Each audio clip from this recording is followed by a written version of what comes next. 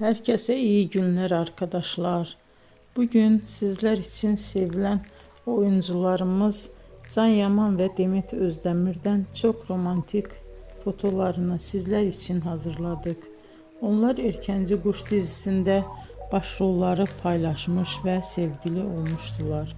Ve dizi bittikte yollarını ayırdılar. Can Yaman İtalya'ya gitmiş. Orada yeni dizide rol almış arkadaşlar. Biz de sizler için onların en romantik karelerini hazırladık. Arkadaşlar kanala abone olup yorum yazsanız, videoları sona kadar izleseniz çok sevinirim. Hoşça kalın. Bizden bu kadar arkadaşlar.